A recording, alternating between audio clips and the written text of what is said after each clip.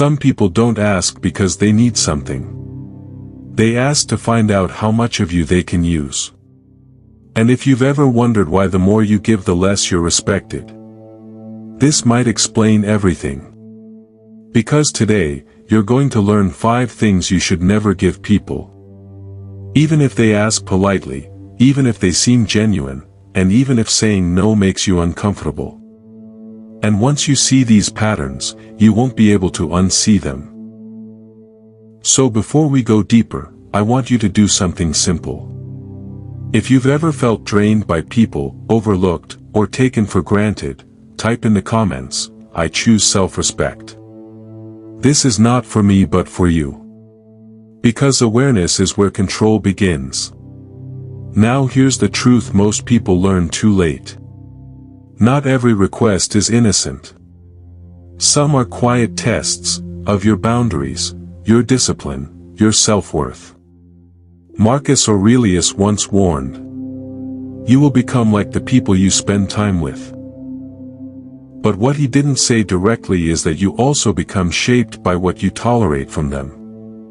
And this is where everything starts to shift. Because every time you give something you should have protected, you teach people how to treat you. Not through force. Not through confrontation. But through small, repeated moments, where you say yes when you meant no. So today, we're going to break this down clearly. 5 things you must stop giving, if you want peace, control, and quiet strength. And the first one is the one most people lose without even noticing. Never give people your time on demand. Time is not just hours on a clock. It's your life, in its rawest form. Every minute you give away, is a piece of your life you will never get back. And yet, this is the easiest thing for people to take from you. Not aggressively. Not disrespectfully. But casually. "Can you just help me quickly? Just 1 minute. Can we talk for a second?" It always sounds small. Harmless. Reasonable. And that's exactly why it works. Because people don't start by asking for something big. They start by interrupting you. By assuming access. By slowly normalizing your availability. At first, you don't notice it. You answer the call. You respond to the message. You adjust your plans, saying just this once. But over time, something changes. Your schedule stops being yours. Your focus gets broken. Your day becomes reactive, instead of intentional. And the dangerous part is that it doesn't feel like a problem. It feels like you're just being helpful. But underneath that, something deeper is happening. You're slowly teaching people that your time is flexible. But theirs is not. That their urgency matters, more than your direction. That you are always available. And this is where resentment begins. Not loudly. Quietly.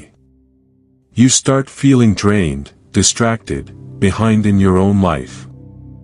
And you can't fully explain why. Because on the surface, you're doing the right thing. But internally, you're abandoning your own priorities, to maintain other people's comfort. Marcus Aurelius wrote, "If you are distressed by anything external, the pain is not due to the thing itself, but to your estimate of it." And this is what most people misunderstand. The problem is not that people ask for your time. The problem is that you treat every request as if it deserves a yes. A Stoic does not confuse kindness with constant availability. And discipline with your time is not selfish. It is self-respect. Because whoever controls your time, eventually controls your focus. And whoever controls your focus, shapes your life. So the shift is simple, but not easy. Pause. Before you respond, take one breath. And ask yourself one question. Is this aligned with how I want to live today? If the answer is no, you are not required to explain yourself. You don't owe long justifications. You don't owe emotional cushioning. You don't owe guilt-driven yes. A simple response is enough. I can't right now. That doesn't work for me. I'll get back to you later. That's it. No performance. No overthinking. And here's something important you'll start to notice. People who respect you will adjust. People who benefit from your lack of boundaries will resist. And that resistance is information. Epictetus said, "We have 2 ears and 1 mouth so that we can listen twice as much as we speak." But what he also understood is that not everything deserves your attention in the first place. When you stop being instantly available, you don't lose real relationships. You expose the ones built on convenience. There is a quiet power in choosing when you give your time. It signals something without you saying a word. That your life has direction. That your time has value. That your attention is not open territory. And this is where everything begins to change. Because when you protect your time, you reclaim your focus. When you reclaim your focus, you regain control. And when you regain control, you stop living at the mercy of other people's expectations. Remember this. Being busy is not the problem. Lack of boundaries is. Your time is not a favor you owe the world. It is a resource you invest, based on your values. Give it deliberately, or other people will spend it for you. And once you start protecting your time, you'll notice something else. There are people who don't just take your time. They take something even more invisible and more dangerous, which is your energy. That brings us to the next one. Because not all exhaustion comes from what you do. Some of it comes from what you carry that was never yours to carry in the first place. The next thing you must never give people, even if they ask politely, is your emotional energy for free. This one is harder to notice. Because it doesn't look like taking. It looks like connection. Someone calls you just to talk. They sit with you just to vent. They open up because they trust you. And at first, it feels meaningful. You feel needed, important, trusted. But over time, a pattern starts to form. They talk, you listen. They release, you absorb. They feel lighter, you feel heavier. And when it's your turn to speak, there's no space left. You tell yourself it's normal. That this is what being a good person looks like. But deep down, something feels off. Because after those conversations, you don't feel connected. You feel drained. Seneca once said, "We suffer more often in imagination than in reality." But there's another layer to that truth. We also suffer by proximity. By constantly sitting inside other people's problems. Without any boundary, without any filter. You begin to live inside their stress. Their anxiety. Their confusion. And slowly, without realizing it, your peace starts to disappear. Not because you are weak, but because you are open without protection. And this is where many strong people get trapped. They believe that being emotionally available means always being accessible. That listening endlessly is a sign of strength. But Stoicism teaches something different. You are responsible for your inner state. not for managing the emotional chaos of others. That doesn't mean you stop caring. It means you start choosing. Because there is a difference between supporting someone and carrying them. And most people don't notice when that line gets crossed. So pay attention to the signs. You feel tired after talking to them, not lighter. They rarely ask how you are, and when they do, they don't stay long. Their problems repeat, over and over, with no change. They feel better after speaking to you, but you feel worse. That's not connection. That's extraction. And the longer it continues, the more it becomes a system. A system where your emotional energy becomes their coping mechanism. And when you try to pull back, they don't understand. Not because they're bad people, but because your availability has become something they rely on. Epictetus said, "No man is free who is not master of himself." And emotional exhaustion is a sign that you are no longer in control of what you allow in. Because what repeatedly enters your mind shapes your state. If you constantly allow negativity, stress, and unresolved emotions to pass through you, they don't just pass. They stay. So the shift here is not confrontation. It's control. You don't need to argue. You don't need to explain. You adjust. Shorter conversations. Clear limits. Less emotional investment.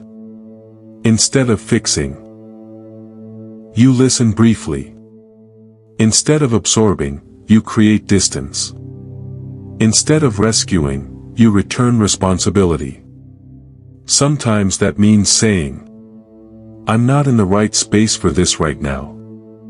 Sometimes it means changing the direction of the conversation.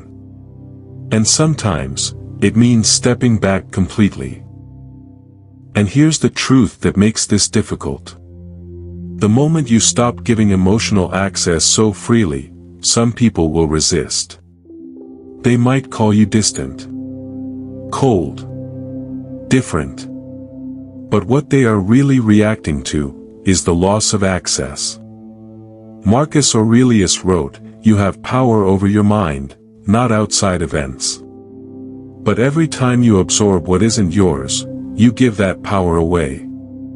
Stoicism does not ask you to harden your heart. It asks you to protect it. Because compassion without structure leads to burnout. Empathy without limits leads to self-erasure. Your peace, your clarity, your emotional stability. These are not unlimited resources. They are built through discipline. And discipline requires boundaries. So remember this clearly. You can care without carrying. You can listen without absorbing. You can support without sacrificing your peace. And anyone who truly respects you will adjust when you do. And if they don't, then what you had was not connection. It was dependence. Now here's where it gets even more subtle. Because once people have access to your time and your emotional energy, the next thing they start reaching for is something even more personal. Something that quietly shapes your entire life. Your decisions. And if you don't protect this, you don't just lose energy. You lose direction. Because control rarely shows up looking like control. It shows up as concern. Soft questions. Gentle opinions. Subtle suggestions. And over time, those small moments begin to shape something much bigger.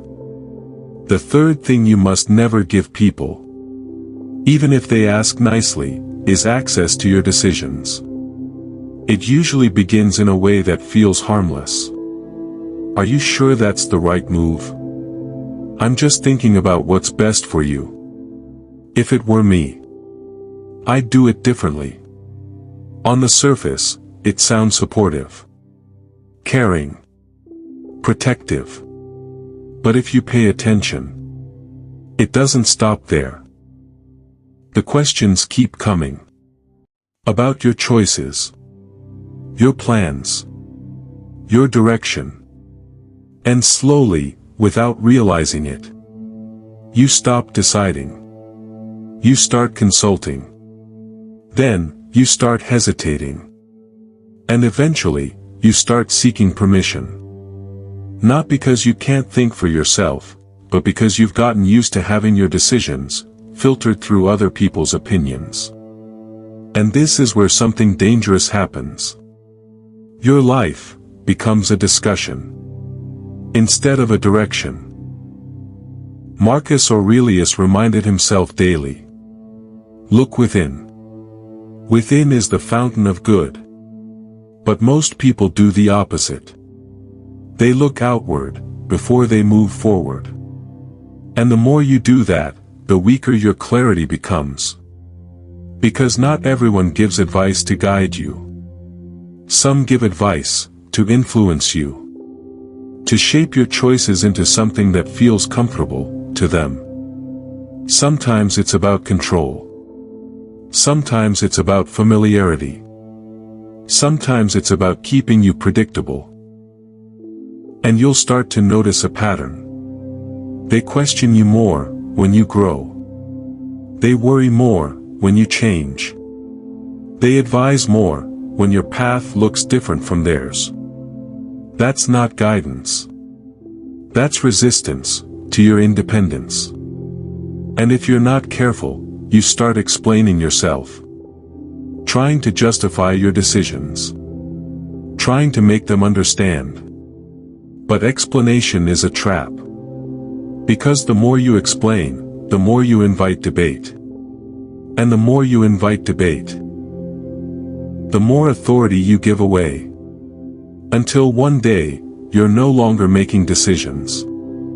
You're defending them. Epictetus said, "If you want to improve, be content to be thought foolish and stupid."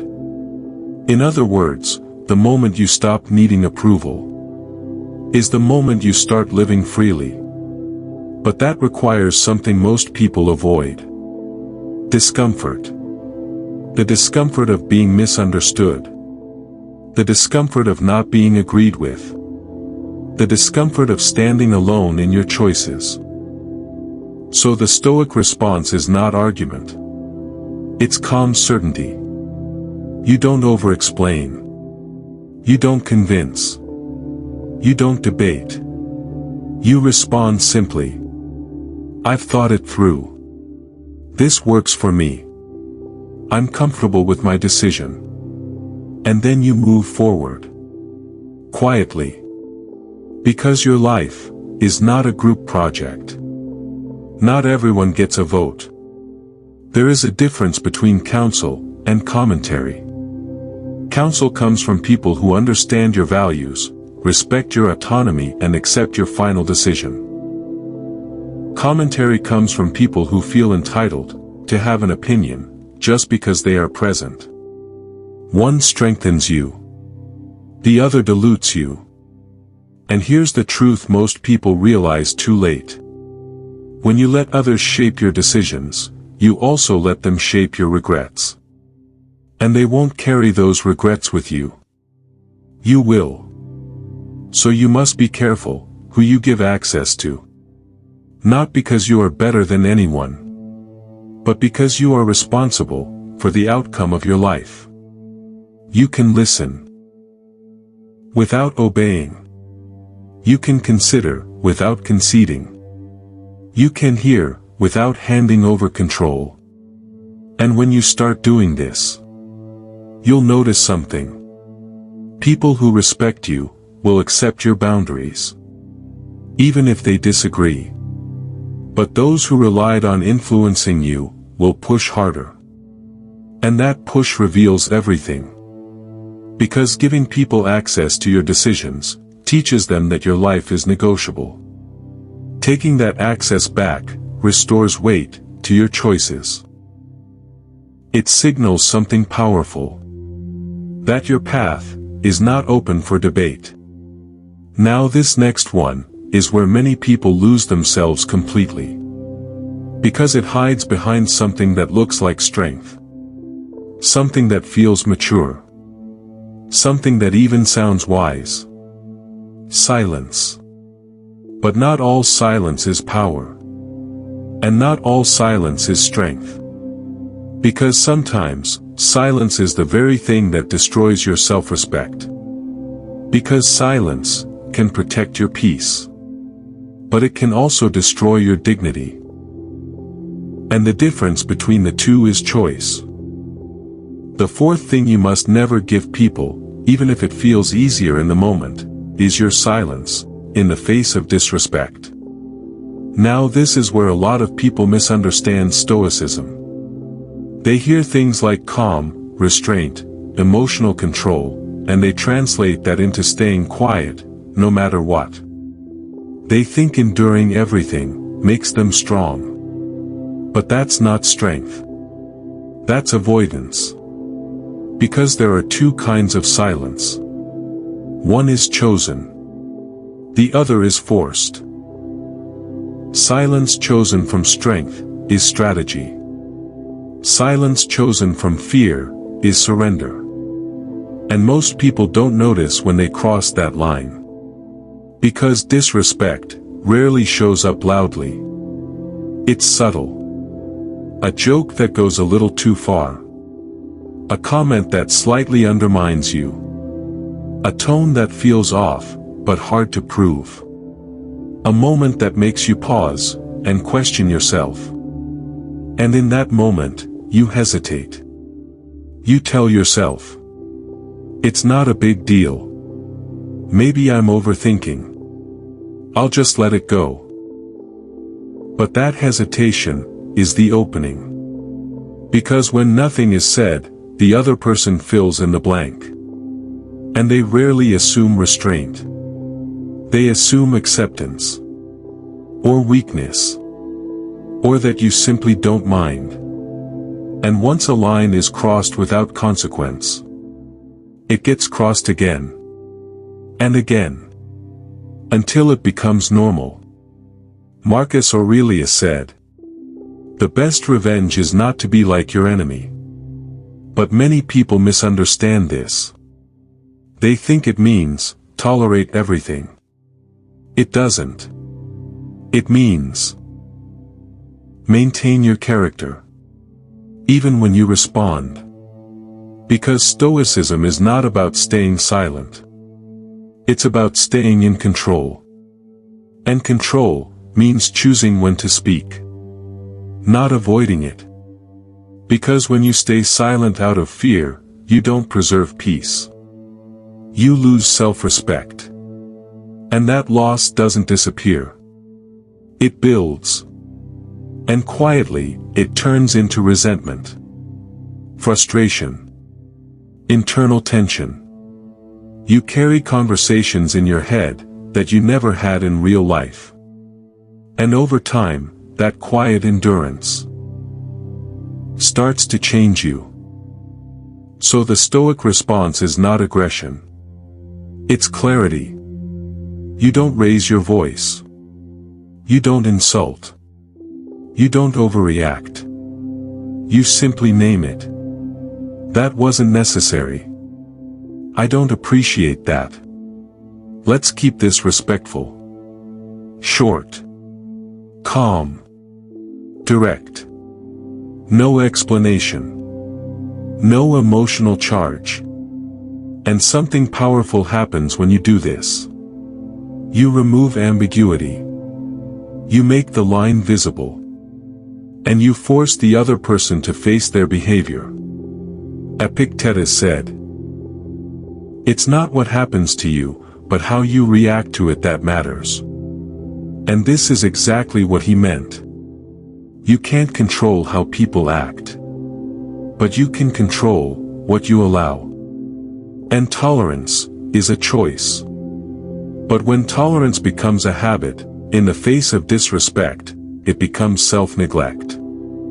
Now there is an important distinction. Sometimes silence is the right move. When someone is looking for a reaction. When engagement will only create chaos. When your response will fuel the situation. In those moments, silence is power. It's withdrawal. It's control. But when silence allows disrespect to repeat, it is no longer strength. It is surrender. And surrender always has a cost. So pay attention to what happens when you calmly speak up. Those with awareness will adjust. Those with respect will apologize.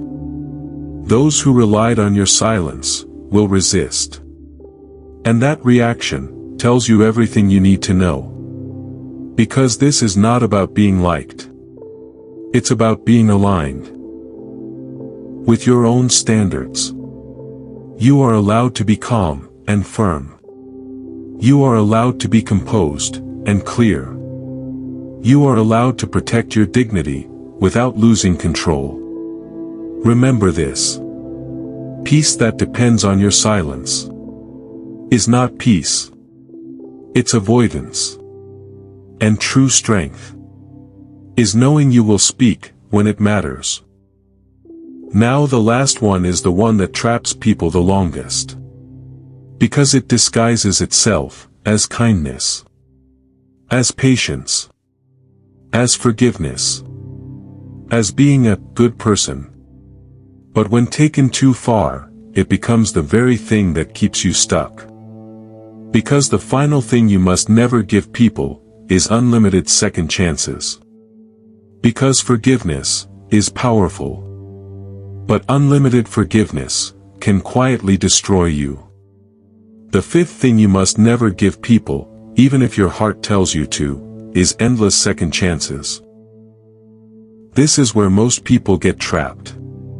Because it feels right to forgive. It feels mature to understand. It feels noble to give people another opportunity. And in the beginning, it often sounds sincere. I didn't mean it. It won't happen again. I was just going through something. And because you are thoughtful, patient, fair, you give them another chance. Then another. Then another. Each time believing, this will be the moment things finally change. But they don't. Only the words change. The pattern stays the same. And this is the part many people avoid facing. Because hope is easier than truth. Seneca said, "Associate with people who are likely to improve you. But when you keep allowing the same behavior, you are not improving. You are enduring." And there is a difference. Because Stoicism teaches something very clear.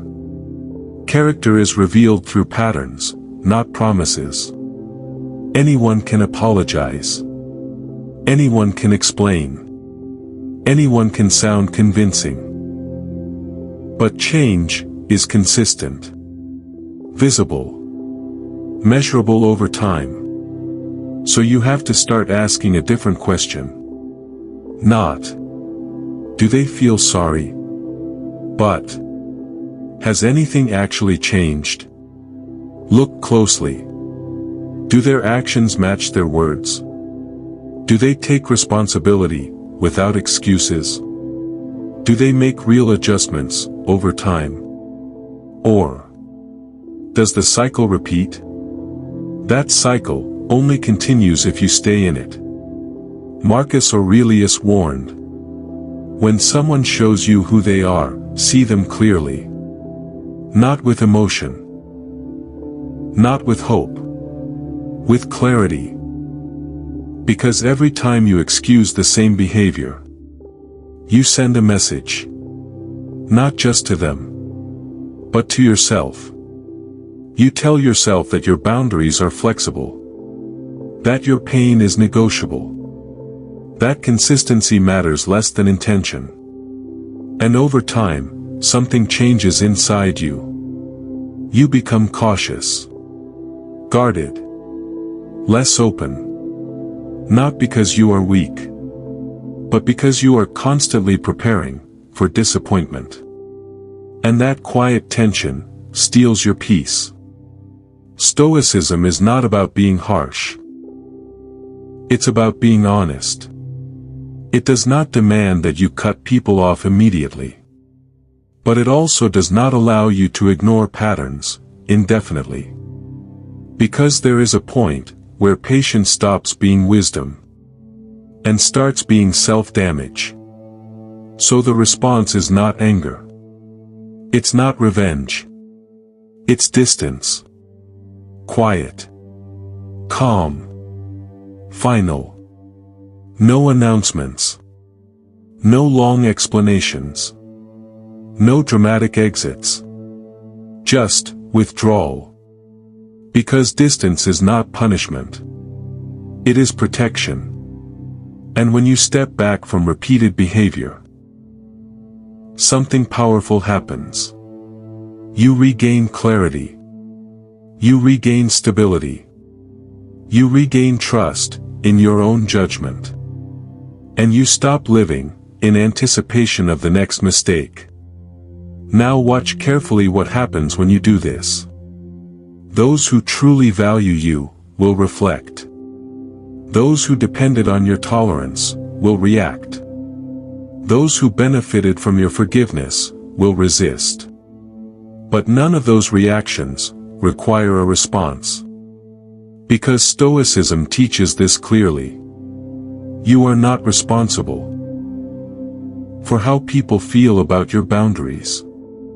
You are responsible for maintaining them. And here is the truth that sets you free. Some people only learn when access is removed. Some people never learn at all. In both cases, your role is the same. Step back. You are not obligated to stay in situations that repeatedly disturb your peace. You are not obligated to sacrifice your stability for history. And you are not obligated to keep reopening wounds just to prove you are kind. Because kindness without awareness is not virtue. It is vulnerability without protection. Stoicism does not harden you. It sharpens you. Forgive once. Observe carefully. And if nothing changes, choose distance without guilt. Because sometimes, the most self-respecting response is the quietest one. Now let's bring this all together. There are 5 things you should never give people, even if they ask politely. Not your time on demand. Not your emotional energy without limits. Not access to your decisions. Not silence when you are disrespected. And not unlimited second chances. These are not rules to make you cold. They are principles to make you clear. Because Stoicism was never about pushing people away. It was about refusing to abandon yourself just to be accepted. And when you protect these 5 areas, something shifts. You stop reacting to everything. You stop explaining yourself constantly. You stop negotiating your worth. And you start moving differently. Calm. Deliberate. Unshaken. Now here's the part that matters most. Don't try to change everything at once. Just choose one. One boundary from everything you've heard today. And apply it this week. Pause before you say yes. Step back from a draining conversation. Make a decision without explaining it. Speak once when a line is crossed. Or walk away from a pattern you already understand. Small actions done consistently change how people treat you. But more importantly, they change how you treat yourself. So if this spoke to you, don't just listen and move on. Make it real. Go to the comments right now and write, "I choose self-respect." Not as a trend. As a decision. And if you want more like this, more clarity, more discipline, more quiet strength, then stay here. Because this is Stoic Quiet Strength, where power lives in silence. And until next time, protect your mind, guard your time, and walk your path, calmly, firmly, without apology.